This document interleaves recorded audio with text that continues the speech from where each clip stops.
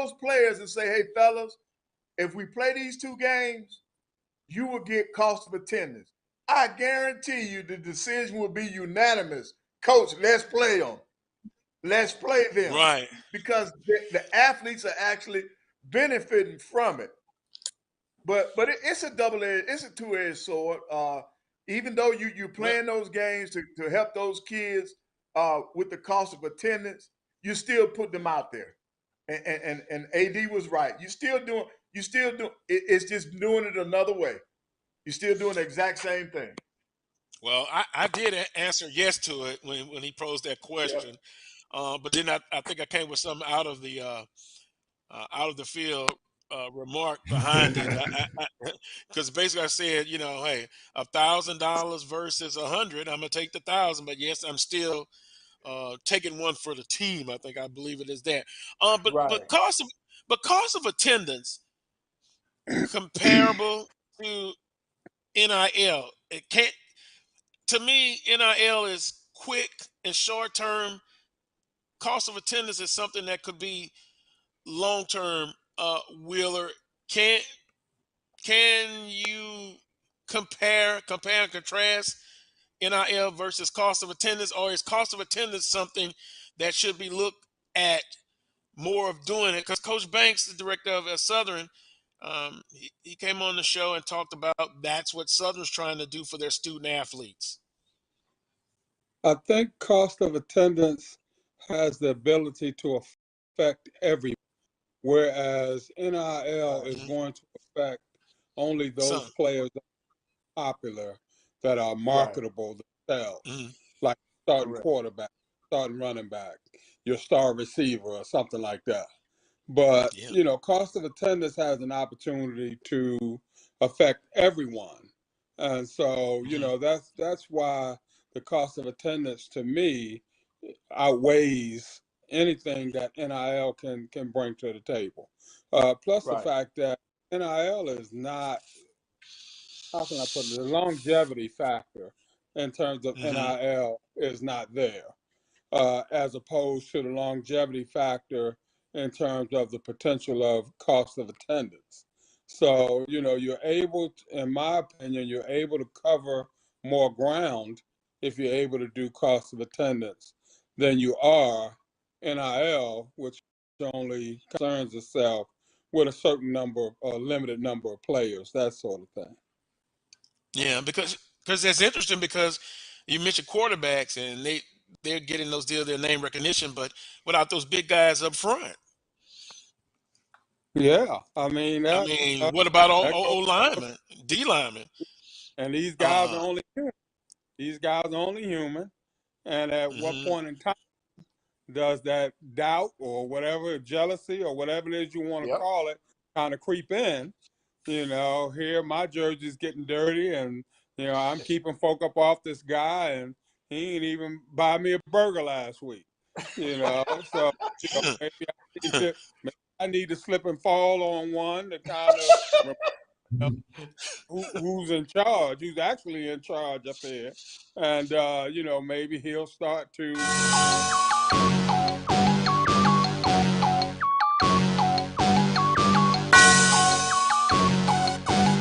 Yeah. I love my HBCU. And boy, I love it, love it. I love it, love it. I love my HBCU. And man, I hope my team they won. Yeah. I hope my team they won. Yeah. Man, I hope my team they won. Yeah. I hope my team they won. Yeah. I tune into the HBCU Sports Lab to see if my team won or lost. If they lost, I'm quiet as a mouse. But if they won, keep tab. I'ma do the dab, yeah. Dr. Cavil, he know what he be talking about. Mike and Charles, they know what they be talking about. They compress the analytic data with your hip hop. If you know them like I know them, they gon' tell you if your team share the wealth, or what it's saying, the Godfather, wet my beat. Maybe a little bit, So it's something that kids, kids nowadays, they think about those things. Yeah. So I mean, it's something to be thought about. That's for sure. And we've talked about it before, guys, and I will say this: I think it's it's a tough job. The director of athletics. I mean, they're the CEO of the athletic department. They got to have a good staff put together, and now, guys, with the the mindset that we're in now, as far as the sports world, it's instant gratification. There's no honeymoon period, and even whether you're in the SIAC or CIAA, the SWAC, it's kind of different now. It's win and win quickly. How do you combat that? We are going to be playing Who's Most Likely To? Here with the insanely talented cast of 80 for Brady. Most likely, in any case, it would be Rita. To do most anything. Taking this one, he's cute. Who is most likely to sneak into a football game? Well, you can start by letting us through. Sally. Sally.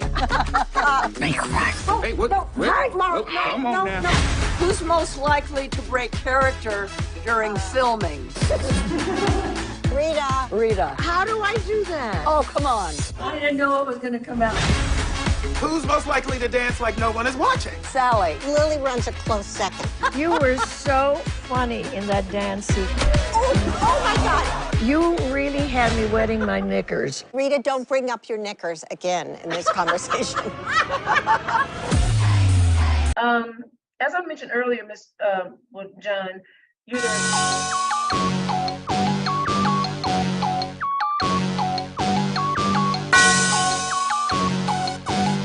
Yeah. I love my HBCU. And boy, I love it, love it. I love it, love it. I love my HBCU. And man, I hope my team they won. Yeah. I hope my team they won. Yeah. Man. I hope my team they won. I hope my team they won. Yeah. I tune into the HBCU Sports Lab to see if my team won or lost. If they lost, I'm quiet as a mouse. But if they won, keep tab. I'ma do the dab, yeah. Dr. Cavil, he know what he be talking about. Mike and Charles, they know what they be talking about. They compress the analytic data with your hip hop. If you know them like I know them, they gon' tell you if your team, if they won or lost, and who the ball.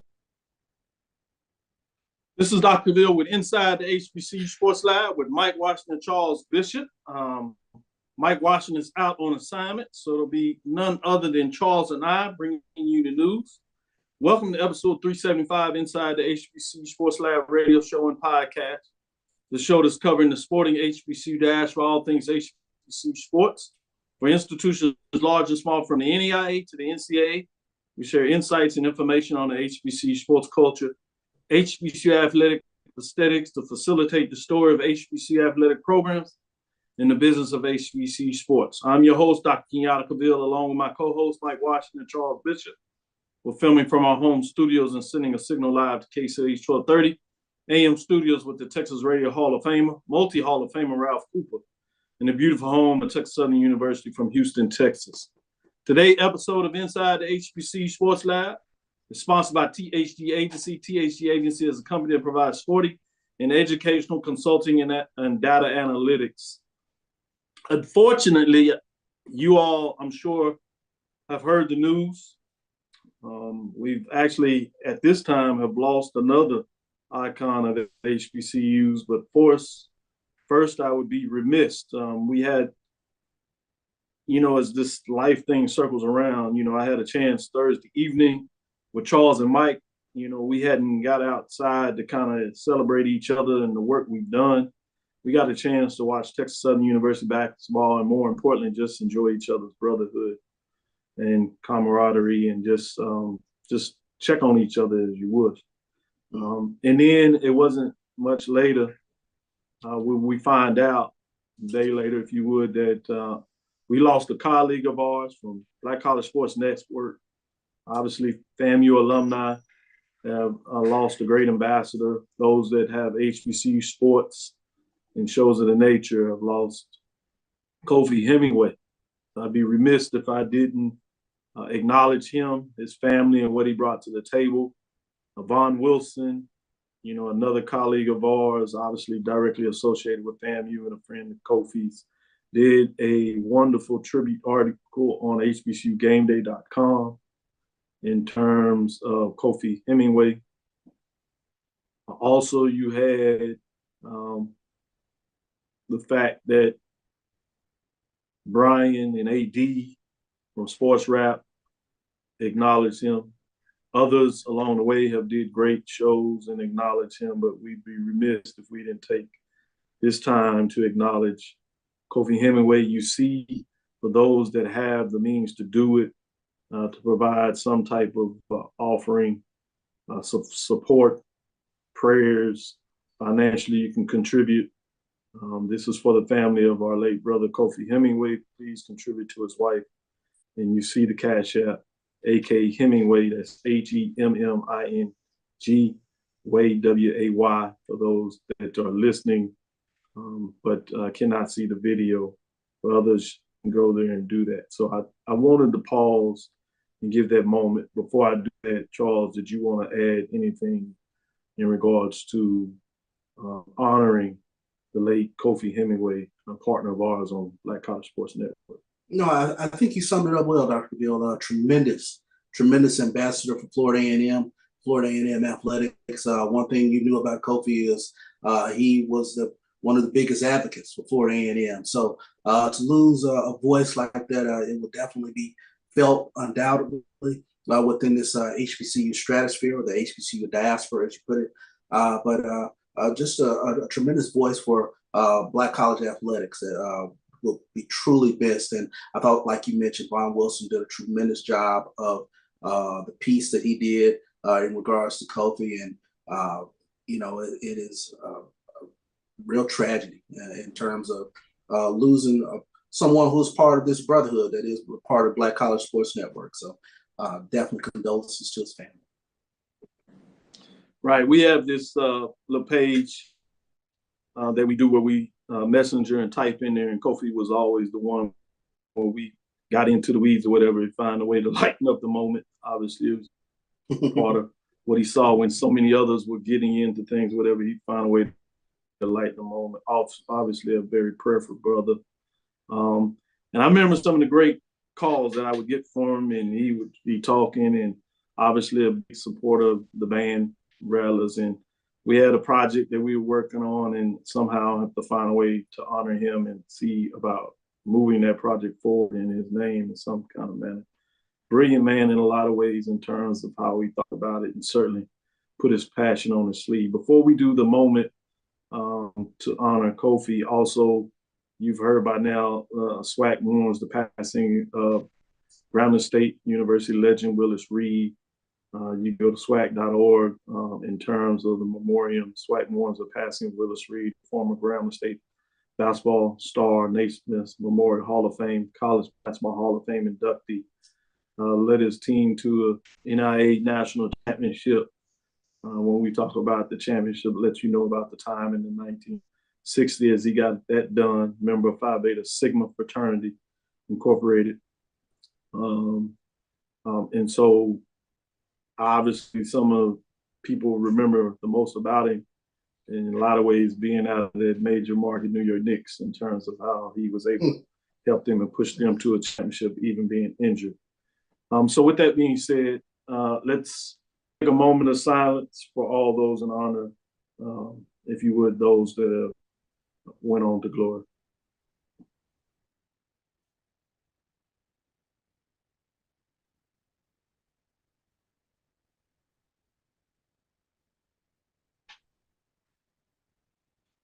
With that being said, any memories that you want to share in regards to Willis Reed? I know you are old man, young man, whatever, so I don't know how you want to share memories there as you have that smile come to your face.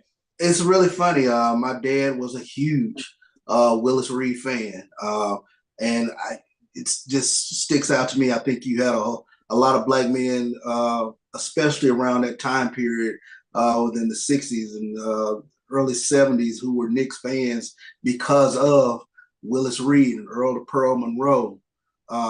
And this team was full of swagger even back then. But I just remember my dad, saying, we were talking about baseball, talking about Derek Jeter being the captain, and he said, "There's only one captain I acknowledge, and that's Willis Reed, captain of the New York Knicks." So that memory just came flooding back to old me. school brothers, boy. Yeah. I tell you, you get something out there and you trying to do your little path, and you're like, no, y'all don't understand. Y'all don't understand the way that we call the word. It was like different. Iconic moment, him limping out there to play in that game in the NBA championship. That was just one of the most iconic NBA moments ever. Yeah, another tough move, not obviously as serious as those, but as the cycle changes, Grambling State is searching for a new women's basketball coach. Coach Freddie Murray has been relieved of his duties effective immediately. He thanked a lot of folks and then moving forward. Always a good guy when I had questions and conversations, always on top of it. Had some great seasons there, had that magical run. Couldn't quite get it there as he continued to push that program. But something that you see with Grambling men's and women's about trying to get over that final hurdle. But it will be interesting to see what Grambling does on the women's side. Everybody is chasing Jackson State in regard to what it means to the excellence that you would have in basketball. Obviously, Southern, to their credit, got it done in a crucial semifinals game. And they were able to win the championship game to close it out. But talking about body of work, that's a lot of it there in regards to what that looks like.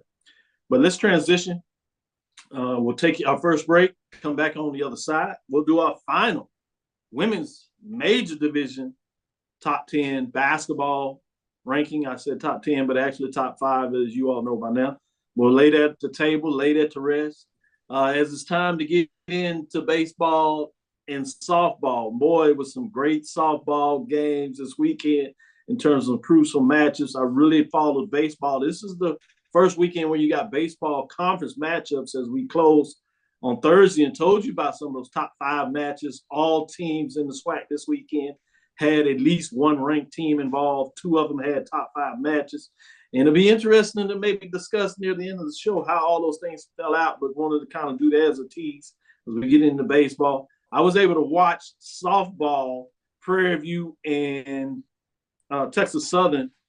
They had 2 games, night games they did, got the score of the first game, but came in late in the second matchups. And, man, you talking about rivalry games. It lived up to it. Every time it looked like Texas Southern was going to close up or Prairie View said it was going to close up, obviously it was a home game for Texas Southern, so they go to the bottom and they would match them stroke for stroke in terms of tying it, sending it to extra inning, 2 extra innings, if you would, before Prairie View was able to get it done and actually win both games of the day. But I was like, wow, this is what it is. And then I got a message from Jose, one of my friends out there, Bethune-Cookman. Roy, don't take this too bad, where he talked about softball getting it done against FAMU. So it's always something in terms of these rivalry matchups. You never know. Stick back on the other side. We'll be right back after this break. We'll give you a top 5 final basketball poll ranking for the women, and we'll do the same later in the show for the men. Stick with us as we shout out our lab listeners. Appreciate you for joining us today. Nope. Nope. Come on, him. Ooh, I like him.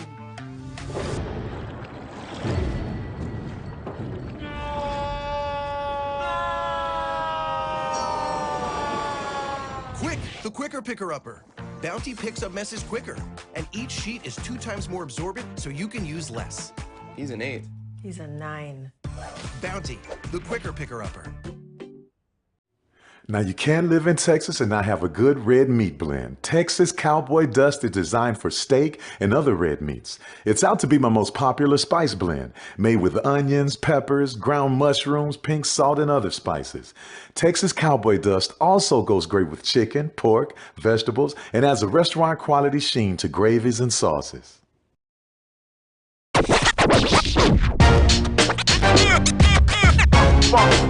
It's like a loop machine. All around town, people trying to get down. Vanilla smoked sea salt seasoning is for seafood. The tarragon and fennel bring out the natural sweetness in seafood. I also use it in rice dishes, on yams, asparagus, blueberry pancakes, and believe it or not, chocolate chip cookies.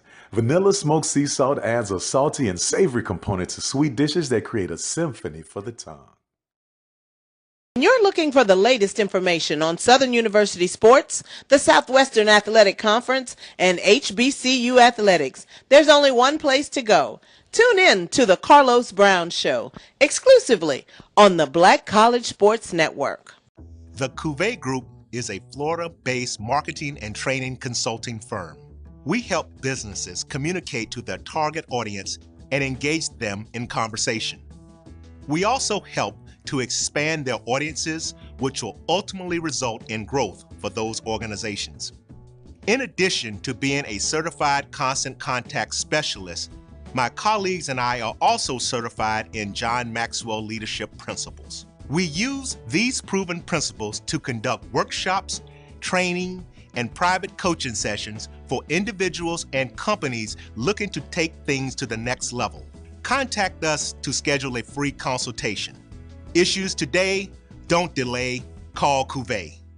Press the analytic data with your hip hop. If you know them like I know them, they gon' tell you if your team, if they wanna lose, and who the ball. So listen to Professor, yes sir, and pay attention, cause he gon' teach.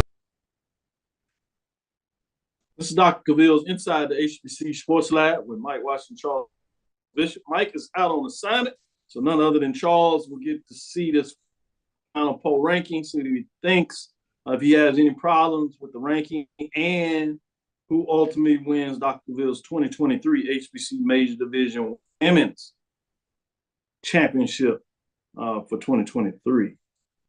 Let's get into those teams as there were any teams dropping out this week. Obviously, most of the actions was done this past weekend. We do still have those teams receiving votes. Not a lot of changes here. You have Morgan State Bears sit at 17-12 with their record 10-4 with 39 points. Behind them is Alabama State Hornets 16-15, 11-6 with 32 points. And as we descend down those receiving votes, Morgan State Bears 17-12, 10-4 as they went in the conference race in the MEAC with 32 points there, tied with Alabama State. Prairie View A&M Panthers 15, 12-6. Final ledger there with 22 points, and Alabama A&M Bulldogs are 14-15, 12-6 with 18 points. Let me pause here for a minute in terms of those receiving votes. Obviously, don't know quite the top 5 points there, Charles, but anything that you make of those teams that were outside of the top 5, essentially, if we did a top 10, that's where you would have them at in the rankings. A team that you see so far that you're concerned with, that you say, no, they really should have finished in the top 5. I saw Morgan State receiving votes, and I was a little curious. They would definitely, they seem 5A-ish to me. But we'll see what we got for 5 and 1. Say 5A-ish. I like it. Should be in the 5. Yeah. So let's jump back into it, and let's give it those top 5 rankings. We'll start it here at number 5. Staying at number 5 is Howard Bison, 16-14, 10-4. Great season overall. They threatened for a championship as you get into the tournament, but just fell short as they seemed to have all the answers in that game until late. But it wasn't to be, as Norfolk State ultimately cut down the nets in the tournament championship game, bringing us to number 4. At number 4, you have the Southern Jaguars, 18-5, 12-6, 58-4. They were part of that 5-way tie for second place in the conference. But boy, do you talk about getting hot at the right time and being able to get it done. 3 straight 3-point points late in the semifinals game against the rival Jackson State, vaults them ultimately with the last-second shot that people will reverberate for many years as those that talk about the history of the SWAC, the Southern Jaguars, and it'll be interesting because as people's memories fade, you see how I put that out there, Charles. Yeah. A lot of people talk about it as the championship game, but it was not the championship game. It was actually the semifinals. The semifinal, yeah. Right, and they go on and beat Pine Bluff in the championship game to make all right for Southern Jaguars with the world. 58 points. They remain in 4th place to get it done. Bringing us to number 3. This is the first time we have a program outside of the SWAC and MEAC. Jumps in here, North Carolina A&T State Aggies, 18-12, 12-6, 62 points, remaining 3. Had a really strong season. I think many people liked the way they started. Certainly, as they started conference race and buzzed through it. There might be some folks that kind of argue by the way they close out the season. And maybe that's where you get in with Morgan State and see them too high. But it'll be interesting to get your thoughts on that. But in the final poll ranking, North Carolina A&T sits at number 3, bringing us to number 2. Number 2 on the list gets us to the SWAC again. Jackson State Tigers 21-10, 17-1. 2 first place votes, 72 points. Remain at number 2. It's going to be interesting because I think there are people out there that would argue Jackson State probably was the best team out there in some people's opinion. They see them as number 1. But because number 1, Norfolk State, went on the run late in the season, gets the number 1 ranking. Jackson State falls to number 2. So number 1 is none other than Norfolk State Spartans, sitting at 26-7, 11-3. Record-wise, you shouldn't have a problem with them at number 1. 7 first place votes, 78 points. What really made them special, they were able to do the daily double, as I like to call it. They get the regular season championship, and they come back and are able to navigate the sprint, as I like to call it. You got the mile relay, which is the season, and you have the tournament, which is the sprint. They do the daily double. They get gold in both of them. They finish out with a gaudy record of 26 wins, 7 losses, 11-3, 6 first place votes, 78 points. Remain at number 1. They ultimately are your 2020-23 HBCU Major Division Women's Championship. Held their own against South Carolina State that it doesn't look like anybody could stop. Obviously, things went off the rail in the second half, but defensively, Coach made a statement about Norfolk State saying they weren't in a 16 that has literally gone viral. And the fact that Coach come back the following week in the game and puts on a Cheney, jersey of the preeminent women's program that went to the first women's championship game. Did not quite get it done there, but Coach Vivian Stringer, the head coach there, really got it done. So a lot of accolades appropriately going on in terms of the time and homage of them. But Norfolk State gets it done. Not to be outdone, Spartans earned Dr. Bill's 2023 HBCU Major Division Women's Championship. Charles, what do you say about the top 5 in the final team? Norfolk State down the next. Norfolk State a deserving number 1, final number 1. Here's the question I have, $1 million question. In a 1-bid league, Dr. Cavil, as a fan, who do we remember more? Do we remember the regular season champion or do we remember the tournament champion? So if I'm a Southern fan, I'm taking a look at where I am behind North Carolina A&T. We both have 18 wins. We both have the same identical conference record. Why am I under North Carolina A&T when I'm the SWAC champion? I think it's where Southern climbed to. I think these are one of the things that are week to week. And Southern was outside of the poll, got things rolling late, obviously won the 3 straight games in the tournament that vaulted them to 18 and 15 wins. So I don't think it's so much of just the conference record.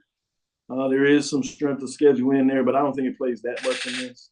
And regardless of what that looks like, I just think it was a lot for Southern to climb. Remember, previous to last week, when after winning the tournament, they were not ranked in the top 5.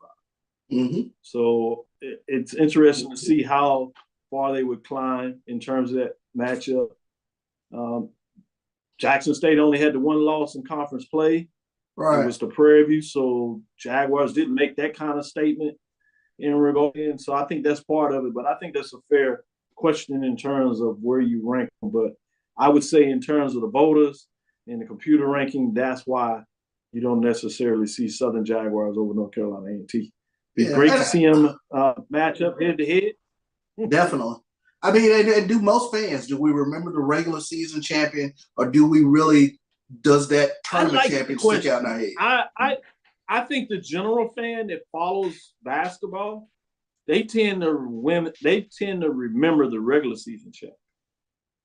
I think the team that their fans that wins the tournament championship, they remember the tournament championship. But if you just ask the SWAC fan who was the champion of the 2020 season, which means that's a fan that pretty much watched week to week or, and was in it. So that kind of stains on them over that period of time because they watch it like that. So they tend to be able to remember a little more, saying, oh, yeah, the regular season team, as the tournament, as I said, is a sprint. And so unless you, like the fan, are focused on that, I don't think that sticks with you as much as the regular season. True. That's a great question, one that it'd be fun to get out there and kind of research and maybe ask some data, what they do, or maybe even test people who won the 2022 championship, see which one do they come up with, particularly when it's a year when you have somebody that split that didn't win the regular season and the tournament championship. Good stuff, Charles. I see where you're going there. Good stuff. I like that. With that being said, final kudos to Norfolk State Spartans, the women. Get it done of Troy up there in Norfolk, Virginia. Part of the MEAC, they cut down the nets and get it done as they win Dr. Cavill's 2023 HBCU Major Division Women's Basketball Championship. Let's take this break. We'll come back on the other side and give you some more updates, get into the Major Division for the men, see what Charles thinks there. We'll come back around and give you some more baseball updates. So we'll give you our second break. Still with us, we'll be right back on the other side. Since 2002, Empowerment Resources, Inc., a nonprofit organization, has empowered more than 1,500 youth and adults in Duval and surrounding counties through its programs Journey into Womanhood, Girls Mentoring, Life Skills for Teens, and parenting education coaching. To get involved with programs, volunteer, or donate, visit www.empowermentresourcesinc.org. Follow us on social media, facebook.com/empowerment.resources and instagram.com/empowermentJAX. It's never too early to plant the seed, to share the tradition, and instill a sense of pride in your HBCU with your little ones. HBCU Pride and Joy Children's Boutique helps you share your school spirit with a wide selection of adorable kids' apparel and accessories officially licensed from your favorite HBCU. Visit hbcupridejoy.com and follow us on all social media at HBCU Pride Joy on Facebook and Twitter. Are you hungry for authentic Caribbean food? Like jerk chicken, oxtail, red snapper, shrimp, tofu, and rasta pasta? Well, find your way over to Mango's Caribbean Restaurant, 180 Auburn Avenue, right next to Royal Peacock in downtown Atlanta. Them belly full, but we hungry. Mango's Caribbean Restaurant, open daily from 11 a.m. to 10 p.m. And on Friday and Saturday, we're open till 4 a.m. Come to Mango's and put some spice in your life. Oh, we've got a good thing going. Mango's Caribbean Restaurant, 180 Auburn Avenue, right next to Royal Peacock in downtown Atlanta. For more info or directions, call 404-698-3992 or log on to mangoscaribbeanrestaurant.com. For instant coupons, text MANGOS to 313131. Tell your mama hungry, papa hungry, brother hungry. Mango's Caribbean Restaurant, authentic Caribbean cuisines. Open up the door, tell your mama hungry. From novice to aficionado, find yourself here. High quality cigars plus personal customer service. Slow Burn is Waco's only mobile cigar lounge, featuring a meticulous, curated collection of premium cigars. Visit our website, www.slowburnwaco.com. That's www.slowburnwaco.com. Compress the analytic data with your hip hop. If you know them like I know them, they gon' tell you if your team, if they wanna loud and who the ball. So listen to Professor, yes sir, and pay attention, cause he gon' teach a lesson. This is Dr. Bill with Inside the HBCU Sports Lab. Let's get into the major top 5 programs this week and crown our champion for 2023 and see who got it done between the conferences. And although Tennessee State dropped that last week, they were actually not ranked this weekend, so they stay out of the top 10. But you see those teams receiving your votes there. Yeah, Texas Southern could not edge in there. I was seeing it maybe FDU. Obviously, if they went on that magical run that you saw FDU and they defeat a number 1 team, I wonder if they able to jump in the top 5. Yeah. That would be 2 more wins Wow. for Ledger. But other than that, they stay out of the top 5. Texas Southern Tigers are 14-21, 7-11 with 56 points. Tennessee State Tigers, though, finished outside of the top 5 at 18-14, 10-8, 43 points. Maryland Eastern Shore Hawks 18-13, 19-5. The voters saw it a little different than you saw on the women's side, where A&T had a late season swan, but Tennessee State had a late season win, but then really fell hard in their last game, as well as the first game of the tournament. So interesting to see how that juxtaposition is a little different there. And I wonder how much is that based on what teams did above them. So let's get in the top 5. Slight change there in regards to some of the teams' rankings. So at number 5, you have Alcorn State Braves, 18-14, 15-3. They do fall 1 spot this week, 66-4. Tough loss to get into the NIT. Make a good run early in that game, but fall out early. So at number 4, you have North Carolina Central Eagles get into the 4th spot as they move up 1 slight spot, 18-12, 12-4. Interesting to see how they finished the season compared to Alcorn. Alcorn had the regular season co-championship. North Carolina Central was a game out, but fascinating to see what was the MEAC maybe in terms of their top 8 teams, a little stronger than the SWAC in regards to maybe what the voters were thinking about. And anyway, at 76 points, they do move up a spot at the end of the season. At number 3, you have none other than Norfolk State Spartans, 22-11, 11-3, 88 points. Finished at number 3. Great season, but did not have postseason play. We talked about that quite a bit last week. It'll be interesting to see how things move over. They have a lot of folks leaving that program, including everything player of the year for 3 straight years, Joe Bryant Jr. It'll be interesting to see who is able to help support him in that move. Also bringing us to number 2 is none other than Grambling State Tigers, 24-8, 15 first place votes, 100 points. They remain at number 2. Tigers have a great season, shared the regular season championship, went on a tournament run and faced Texas Southern for a championship to see if they could get that final hurdle. This is a program, is the only program in the SWAC that has not won a SWAC championship, if you would.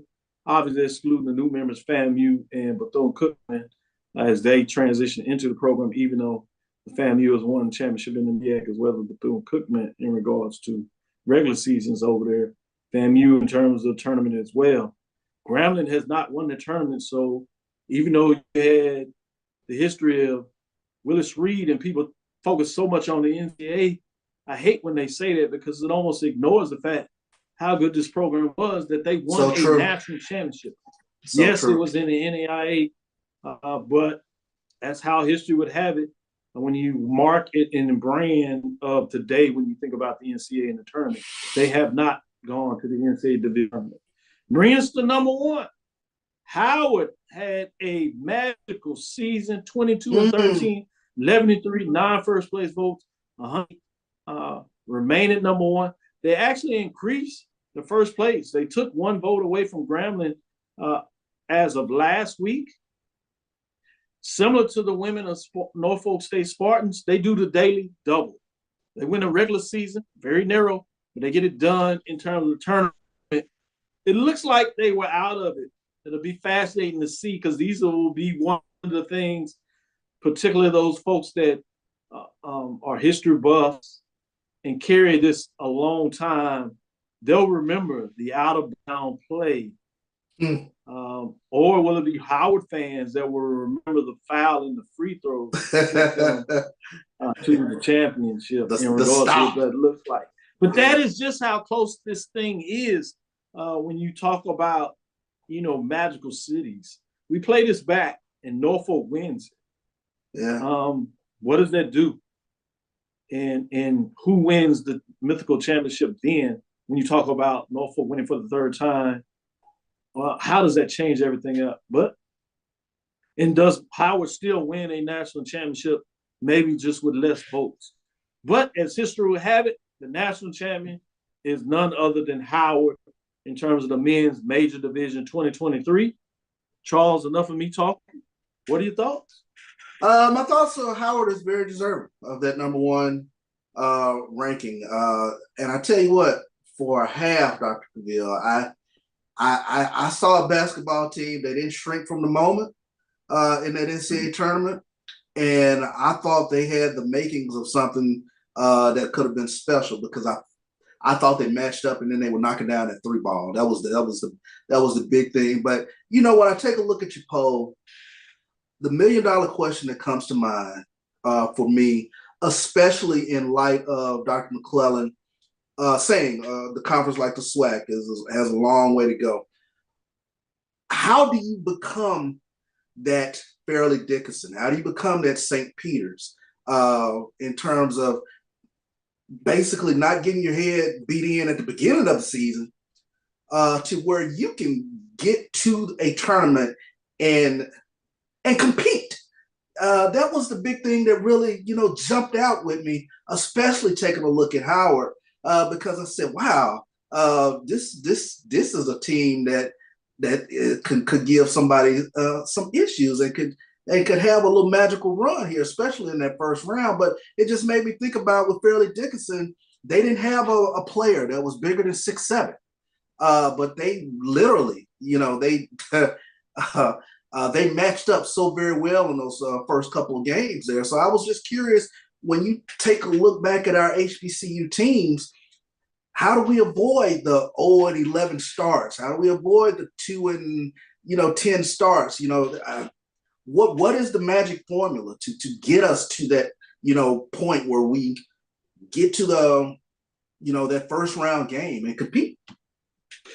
There's been so much conjecture, so much dialogue. I'm glad that you put that on the table so we can spend a little time talking about that, because I think that's important for us to look at it. And I believe there's multiple questions buried in a lot of the thoughts that you had there, in particular the last part of the question there.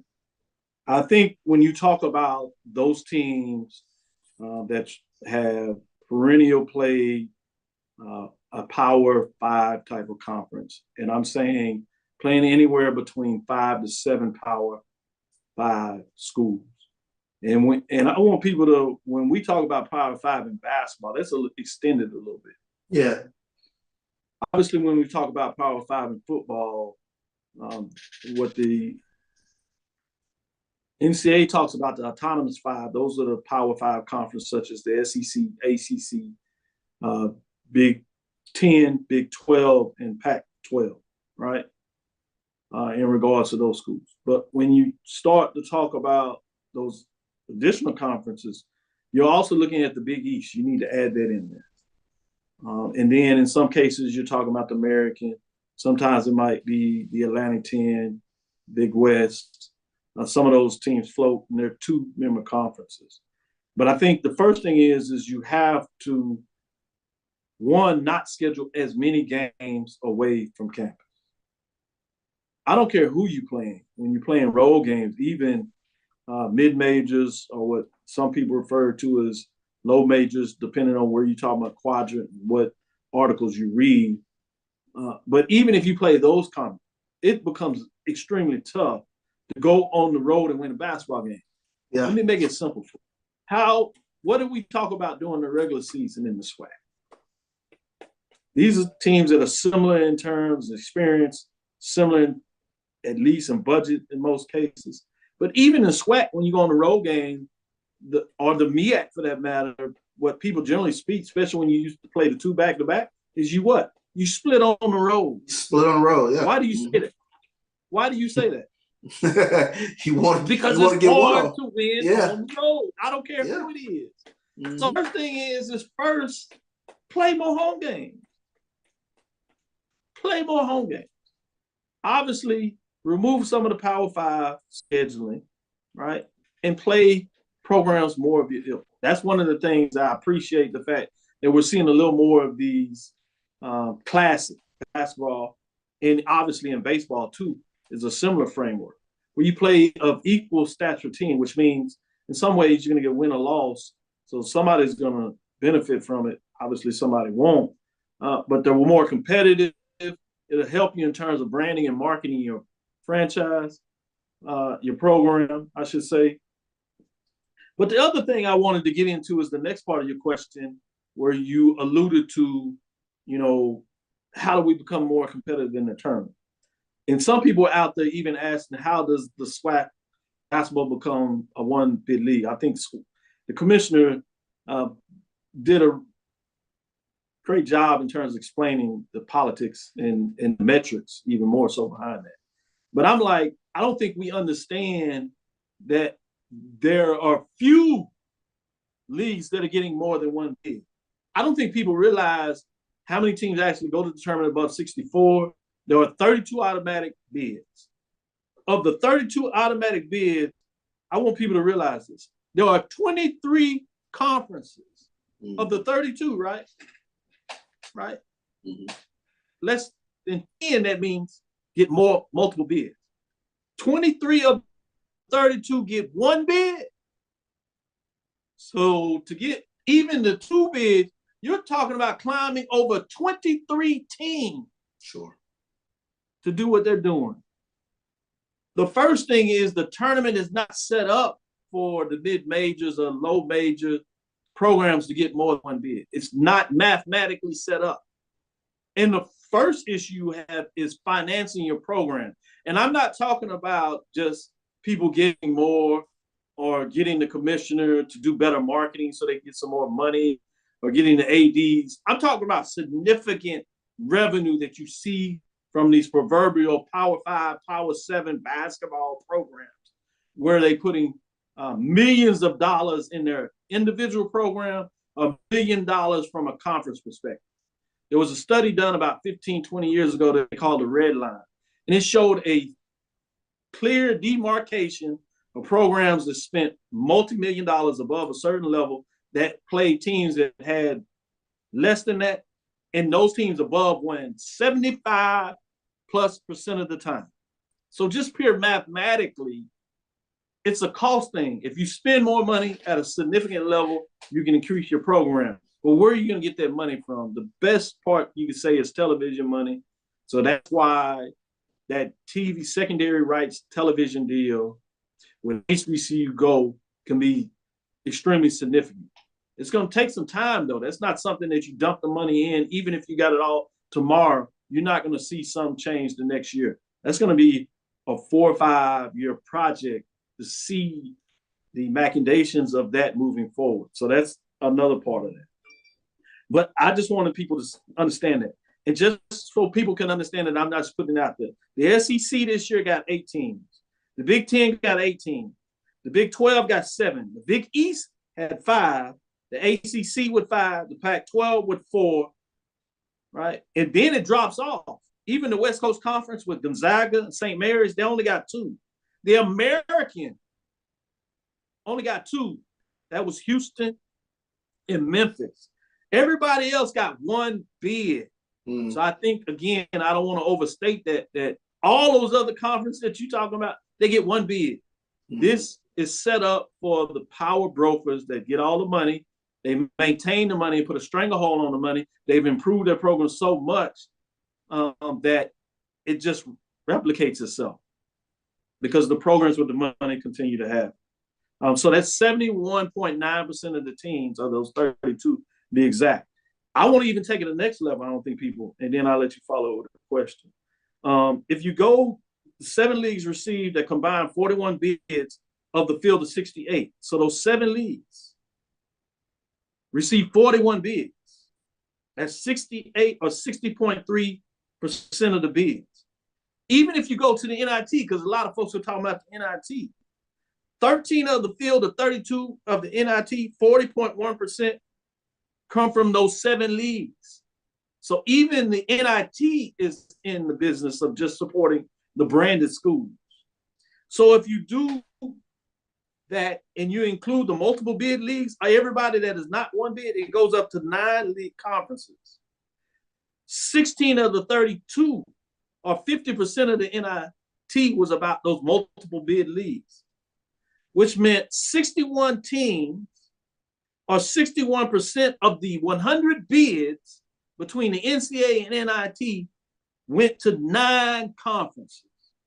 The 32 conferences, it goes to 9 conferences. Less than a third receive all the bid because they have all the money and control everything involved with this piece of puzzle.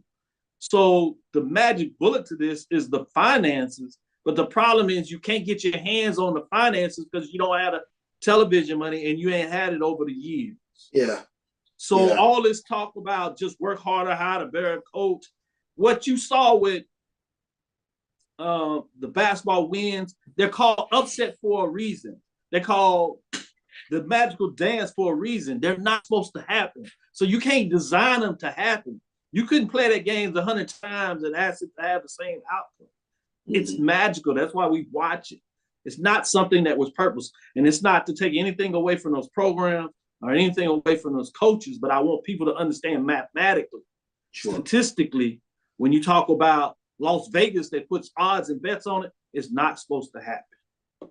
And this is probably more of a Thursday conversation to get more into it, but I wanted to ask a question about, is there a demarcation line with regards to a scheduling model to where your Ken Palm rating gets a little bit higher at least as you get into January? I mean, is there a scheduling model where you're not only playing your HBCU teams that were strong in the tournament last year, whereas you take Texas Southern or Howard or Norfolk State, but some of those teams that were first 4 teams, or teams like a St. Peter's or teams like a Fairleigh Dickinson, to get them, does that have any effect with regards to your rating being a little bit higher as you get toward?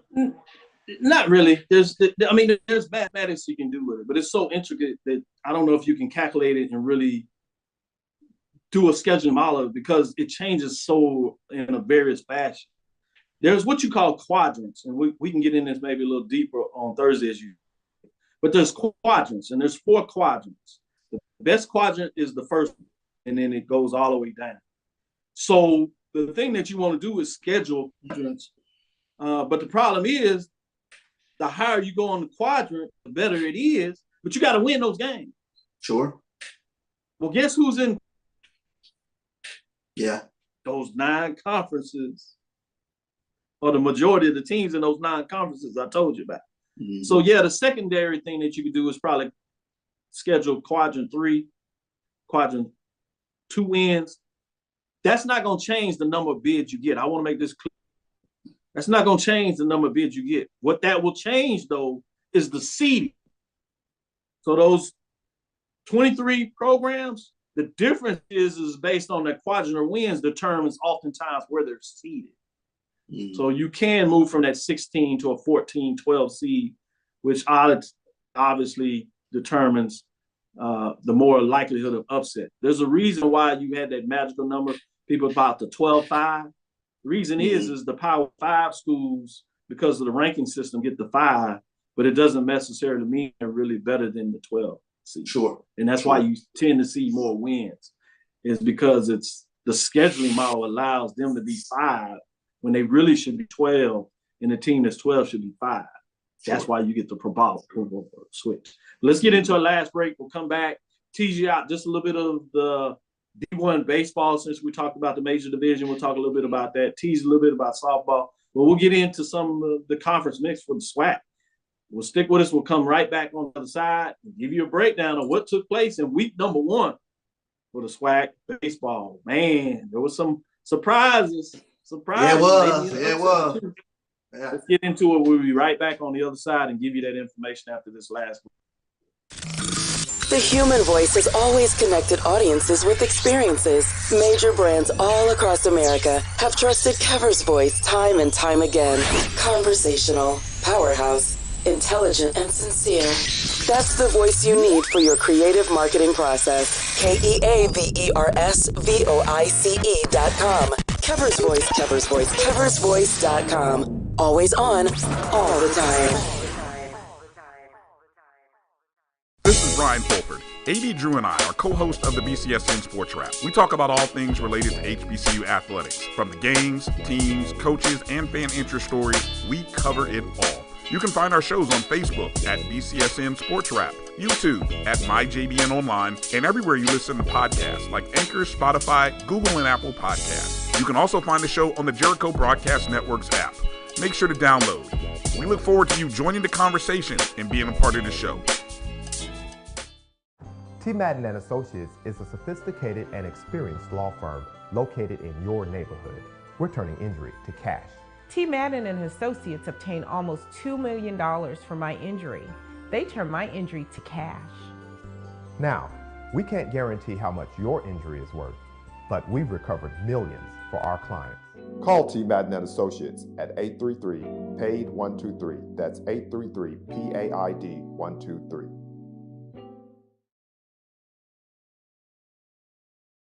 Press the analytic data with your hip hop. If you know them like I know them, they gon' tell you if your team, if they wanna loud, and who the ball. So listen to Professor, yes sir, and pay attention. This is Dr. Cavil with Inside the HBCU Sports Lab. So I want to get into here. I'm gonna start not with the SWAC because that's where we get into it. I do want to give these kind of updates in terms of the NEC. We had Maryland Eastern Shore actually finding a way to get 2 games this past weekend, as they took 2 of 3 in their matchups. Those Friday matchups in terms of what took place there is a little interesting. But you had Norfolk State. They took it hard this past weekend, not doing as well in terms of those matchups. Starting with Friday, you had Coppin State getting a game against Merrimack. They won 16-15 in terms of that matchup, so that was good to see in terms of what that looks like. Maryland Eastern Shore losing to Long Island 9-3 in terms of their matchup in the NEC. Delaware State losing to Central Connecticut, and then Norfolk State getting pounded by VMI in terms of what they got done on their Friday matchup. Not much difference on Saturday in terms of what took place there for those games. Coppin State also got a game against Merrimack, 8-0, shutting them out. Good to see that. But you had Maryland Eastern Shore bouncing back and getting the game against Long Island 5-4. VMI took down Norfolk State again, much closer game, 11-9. Similar to what you saw Delaware State as they lost a close one to Central Connecticut, 8-6. Coppin State did a double header on Saturday as they win the series, actually sweeping Merrimack as they defeat them 4-3. That was a 10-inning game. And then obviously you had some of those final matchups, if you would, on Sunday to close out with Maryland Eastern Shore getting the series victory 6-3 over Long Island. Not so much for Delaware State as they land 10-5 to Central Connecticut in terms of what took place there. And obviously VMI sweeping Norfolk State 15-4 in terms of those matchups. Similar when you go to the Colonials, you have your lone team out there. Any thoughts before I get to North Carolina A&T and the Colonial in terms of their 3 games as they lose 2 out of 3? I'll give you the scores shortly. Anything about the NEC? Obviously, you got to give some kudos as you get the sweep by Coppin State, getting it done there. Sweep by Coppin State. Coppin State was one of those programs that was one of those upper tier programs that was in the MEAC. But I was curious when you start taking a look at the NEC Colonial Conference in terms of the strength of the conference or what type of baseball are they playing over there in that conference, and just are they pitching heavy? Are they hitting heavy? So those are the things that kind of pop in my head when I take a look at these scores and take a look at these teams. It'll be interesting to follow that over a couple of games to see where that lands. I would say as you get up in kind of that cold region, it doesn't warm up to a little later. So a lot of times you're thinking a little more pitching gets tougher to get those hits. As things warm up, you might get the bats come around. So even though it looks like they may be a pitching heavy, how much of that is due to the weather is something to look at as well. Colonial, you had North Carolina A&T facing up against Northeastern that has played some really good baseball in the Colonial over the last couple of years. They played 2-game set on their Friday, getting swept on their Friday series as they go down 14-0 in the first game and then 9-4 in the second matchup. They do bounce back on Saturdays. They get one of the three. It's always good to at least salvage a game and not get the totals swept for the series in terms of 0-3. As we'll see, a couple of teams did get it done in the SWAC with that. But A&T bounces back on and wins 5-3 on Saturday with those contests. With that being said, what are your thoughts in terms of A&T? As they second year of playing outside of the MEAC, where they had a pretty strong program, decent program. Obviously, Bethune-Cookman, FAMU was really giving them problems and fits in there, but they would sneak up every so often and really run off a team. But trying to find their footing, it seems, in the Colonial. Big thing. The big thing, trying to find that footing over there in that conference or whatnot. We've seen this North Carolina A&T baseball program, very good program when they were in the MEAC. But like you said, attempting to find their footing over there in the Colonial, and I think just early part of the season, Dr. Viola, we often question, especially along the East Coast, what warms up first, the pitching or the hitting, and normally, like you mentioned, we see the hitting, the bats come along later on. So let's get into the SWAC thing that we love over here with some really good baseball. Not only do you have, obviously, HBCUs taking on, but you have the history and the matchups. So it gets intriguing. Obviously, over the last year, this is the second year of the new format of the SWAC in regards to expansion, 12 teams, 6 divisions, with 2 power programs coming in with Bethune-Cookman, FAMU. So the heightened level of baseball in the conference was really taken up. When you had your matchups, I told you about some of these top 10 matchups, which featured Jackson State and Alabama State, top 10 matchup, according to Black College 9. You also had the Alabama State Bethune-Cookman matchup, was a top 5 program. You had FAMU as a ranked team taking on an unranked Mississippi Valley. You had a ranked team in Texas Southern taking on an unranked team in Pine Bluff. You had a ranked Southern team taking on an unranked Grambling team. Be interesting how that may change up as we did our votes today. Black College 9, I got mine in. And you had a ranked Prairie View team taking on Alcorn. Let me get into your scores on Friday. You had Bethune-Cookman, to some, taking the upset, Alabama State, 6-5, as Alabama State was ranked higher than Bethune-Cookman coming in there. 3-4 matchup, if you would, in that particular, 2-3 matchup in particular contest there. Bethune-Cookman's at home. They went 6-5. FAMU shuts out Valley 8-0. Texas Southern 10-run over Bluff, 13-3 to be exact. You also had a second contest with 2 playing on Friday. Valley hosted FAMU. They lose that one 18-2 in that matchup. And then you have Jackson State defeating Alabama A&M 18-6. You have Southern over Grambling 8-7. Prairie View beating Alcorn State 10-4 in terms of matchups, as you saw going on there. What are your thoughts in terms of what came out Friday? I was giving some scores and updates where things came up, surprise in some of these matchups. Ultimately, you get Alabama A&M taking 2 or 3 from Jackson, which came in as the number 1 team. A&M was 4. That was big in terms of what took place there. We're curious of what took place. Also, Bethune-Cookman at home took 2 or 3 from Alabama State. That won the championship there, came in, was expected to do well, still can, top of the East. Grambling taking out Southern, taking 2 out of 3. I'll go those scores particularly, but at least on Friday, and kind of what I'm talking about, these matchups. What did you see from baseball? The big thing was Alabama A&M taking 2 or 3 from Jackson State. You're talking about Jackson State baseball team that was probably coming in one of the hottest teams in HBCU baseball. When you take a look, I think they had won 9 in a row going into that weekend series with Alabama A&M. And to be honest with you, pitching was a rumor this weekend. You take a look at the scores. Jackson State loses 13-9 on Friday.